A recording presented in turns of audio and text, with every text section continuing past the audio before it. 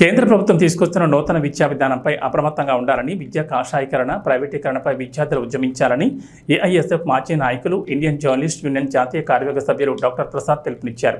తిరుపతి నగరంలో అఖిల భారత విద్యార్థి సమాఖ్య 89వ ఆవిర్భావ దినోత్సవ వేడుకలు జిల్లా అధ్యక్షుడు నవీన్ కుమార్ అధ్యక్షతన శ్రీ వెంకటేశ్వర యూనివర్సిటీ మరియు తిరుపతి నగరంలో ఏఐఎస్ఎఫ్ 89వ వ్యవస్థాపక దినోత్సవాన్ని ఘనంగా జరుపుకున్నారు. ఈ కార్యక్రమంలో ముఖ్య అతిథిగా ఏఐఎస్ఎఫ్ మాజీ నాయకులు, ఇండియన్ జర్నలిస్ట్ యూనియన్ జాతీయ కార్యవర్గ సభ్యులు డాక్టర్ ప్రసాద్ పాల్గొని జెండా ఆవిష్కరించారు. ఈ సందర్భంగా మాట్లాడుతూ, ఉద్యమాల్లో ఉద్భవించిన సమరశీల ఉద్యమాల సారథి, సూర్యుడు హస్తమించిన బ్రిటిష్ పాలకుల నుంచి మన దేశాన్ని విముక్తి చేయడానికి బ్రిటిష్ పాలకులను తరిమికొట్టి స్వాతంత్రోద్యమంలో దేశం కోసం ప్రాణాలు త్యాగం చేసి ఉద్యమాన్ని నిర్మించిన ఏకైక విద్యార్థి సంఘం అఖిల భారత విద్యార్థి ఫెడరేషన్ అని తెలిపారు. స్వాతంత్రం మా జన్మ హక్కు అని భారత జాతి ఎలుగెత్తి నిలదీస్తున్న తరుణంలో పొత్తిళ్లలోనే పిడికిలు బిగించి 1936 ఆగస్టు 12న ఉత్తరప్రదేశ్ రాజధాని లక్నో నగరంలో బెనారస్ విశ్వవిద్యాలయంలో ఉరుకుయ్యలను ముద్దాడి దేశం కోసం ప్రాణత్యాగం చేసిన భగత్ సింగ్ స్ఫూర్తిగా ఆవిర్భవించిందని, నాటి నుంచి నేటి వరకు దేశాన్ని ప్రగతి పదం వైపు నడిపించడానికి హాస్టల్, స్కూల్స్, కళాశాలలో విద్యార్థులు పడుతున్న సమస్యల పరిష్కారం కోసం, అమ్మాయిలపై జరుగుతున్న ఈవ్ టీజింగ్, ర్యాగింగ్, అఘాయిత్యాలకు వ్యతిరేకంగా ఏఐఎస్ఎఫ్ పోరాటాలు సాగించిందని తెలిపారు. జవహర్లాల్ నెహ్రూ వంటి నాయకులు స్థాపించారు.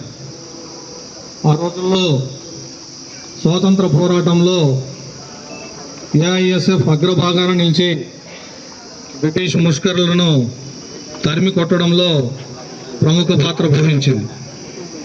మరి స్వాతంత్రం అనంతరం కూడా విద్యార్థి సంఘంగా విద్యార్థి లోకం ఎదుర్కొన్నటువంటి అనేక సమస్యల సాధన కోసం, వాటి పరిష్కారం కోసం ఎంతో పాటుపడింది.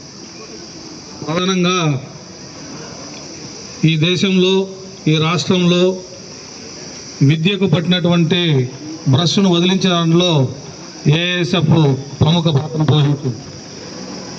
మిత్రులారా, ఇదే ఎస్పీ యూనివర్సిటీలో 1999లో మేము పీజీ చేసేటప్పుడు ఈ యూనివర్సిటీ ప్రెసిడెంట్గా పనిచేశాం. ఆనాడు మేమందరం ఒక చేత్తో పుస్తకం, మరో చేత్తో ఏఐఎస్ఎఫ్ జెండాను పట్టుకొని ఒకవైపు చదువుకుంటూ, ఆ చదువుకు ఎదురయ్యేటువంటి సమస్యల పరిష్కారం కోసం పోరాట మార్గాన్ని ఎంచుకున్నాం. ఏఐఎస్ఎఫ్లో చేరిన తర్వాత మాకందరికీ నాయకత్వ లక్షణాలను నేర్పించింది. ఈ యూనివర్సిటీలో ఒకప్పట్లో చదువుకోవాలంటే భయభ్రాంతులకు గురయ్యేటువంటి పరిస్థితులు ఉండేవి. మన యూనివర్సిటీ ఎంత చరిత్ర, ఎంత పేరునిందో, అదే చరిత్ర కలిగిన యూనివర్సిటీలో బయట నుండి ఇక్కడ విద్యాభ్యాసం చేయాలంటే ఒకవైపు కులాల మధ్య ఘర్షణలు, మరోవైపు ప్రాంతాల మధ్య ఘర్షణలు, చిత్తూరు, కడప అనే రాయలసీమ ప్రాంతాలుగా విడిపోయి ఇక్కడే కొట్టుకునేవాళ్ళు. దీనికి వ్యతిరేకంగా ఏఐఎస్ఎఫ్ ఆనాడు పోరాటం చేశాం. అదేవిధంగా అమ్మాయిలు చదువుకొని హాస్టల్లో పోవాలంటే భయపడేవారు. ర్యాగింగ్కి వ్యతిరేకంగా మనం ఏఐఎస్ఎఫ్ ఒక కరపత్రం ముద్రించి మన సెల్ ఫోన్ నెంబర్లు ఇచ్చిన తర్వాత ఎక్కడైనా ర్యాగింగ్ జరిగితే మాకు ఫోన్ చేయండి, వెంటనే వస్తామని చెప్పి ర్యాగింగ్ జరిగేటువంటి చోటుకు పోయి కొట్టి పంపించాం విద్యార్థులందరూ. సో అటువంటి ర్యాగింగ్ కూడా మనం నిషేధించగలిగాం. అలాగే ఎడ్యుకేషన్ కార్పొరేటీకరణ అవుతోంది. మొత్తం చదువంతా ఉన్నవాడికే చదువు, లేనివాడు చదివే పరిస్థితి లేదు. ఈరోజు మొత్తం కార్పొరేట్ కళాశాలలు వచ్చిన తర్వాత ప్రభుత్వ విద్యాలయాలన్నీ కూడా మూతపడేటువంటి పరిస్థితికి వచ్చినాయి. పాఠశాలలు, ప్రాథమిక పాఠశాలలు కూడా విద్యార్థులు లేకపోవడంతో అన్నింటిని కూడా మెర్జ్ చేస్తున్నారు. మరి యూనివర్సిటీల పరిస్థితి అయితే ఇక్కడే ఉన్నాయి. చాలా డిపార్ట్మెంట్లలో, ఒక్కొక్క డిపార్ట్మెంట్లో ఒక్క విద్యార్థి లేని పరిస్థితి కూడా ఉంది. సో ఈ విద్యాభ్యాసాన్ని, ఈ ప్రభుత్వ కళాశాలను కాపాడుకోవాలంటే అది విద్యార్థులపైనే ఉంది. కాబట్టి మీరందరూ కూడా విద్యార్థి సంఘంలో చురుకైన పాత్ర పోషించాలి. మీరందరూ కూడా నాయకత్వ లక్షణాలను పెంచుకోవాలని చెప్పి కోరుతున్నాం. మీకు తెలుసు, చాలామంది మిత్రులు అడిగిన మీ డిపార్ట్మెంట్ ఏదని, కెమిస్ట్రీ డిపార్ట్మెంట్ అన్నారు. కెమిస్ట్రీ, ఫిజిక్స్ చదువుకుంటే మనకు సైన్స్, విజ్ఞానం నేర్పిస్తుంది. అదే మేము చదువుకునే రోజుల్లో కేంద్ర ప్రభుత్వం అప్పట్లో అధికారంలో ఉన్నప్పుడు ఈ యూనివర్సిటీలోకి జ్యోతిష్యము, వాస్తు శాస్త్రము ఇట్లాంటి కోర్సులు ప్రవేశపెట్టాలని చెప్పి చూశారు. మనం కెమిస్ట్రీ చదువుకుంటే ఒక సైంటిస్ట్ అవుతావు, లేదా డాక్టర్ అవుతావు, ఫిజిక్స్ ఇంకోటి చదువుకుంటే.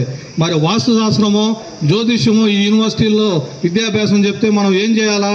ఇదే చెట్టు కింద మనం పట్టేసుకొని జ్యోతిష్యం చెప్తూ బతుక్కోవాలి. ఇదే మనకు నేర్పించేది. కాబట్టి ప్రభుత్వాలు తీసుకొస్తున్నటువంటి విద్యా వ్యవస్థ పైన, నూతన విధానాలపైన కూడా విద్యార్థులు ఎప్పటికప్పుడు మీరు స్టడీ చేయాలి.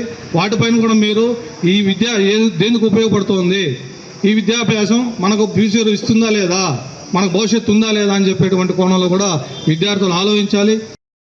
ఇదే అనుకుంటాం, కానీ మన ఇంట్లో ఉన్నట్టుగా సొసైటీ అనేది ఉండదు.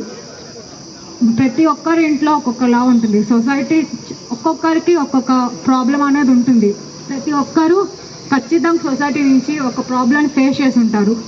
కొంతమంది ఏంటంటే మంచిగా ఉన్న దాన్ని ఎదిరిస్తారు. కొంతమంది మనకి ఎందుకులే, మనం ఇప్పుడు ఇది ఎదిరిస్తే తర్వాత మనం ఇంకెన్ని ఫేస్ చేయాలని చెప్పేసి సైలెంట్గా పక్కకి వెళ్ళిపోతారు. కానీ ఏఎస్ఎఫ్ ఏం చెప్తుందంటే, చదువు, నీ రైట్స్ కోసం నువ్వు ఉండు, నీకోసం మేము స్టాండ్ తీసుకుంటాం అని ప్రతి ఒక్క స్టూడెంట్ యూనియన్స్ అనేది మీకు ధైర్యం ఇస్తుంది. మీరు భయపడుతూ ఏదైనా క్వశ్చన్ ఉంటే మీరు ఫేస్ చేయండి, ఎదిరించండి.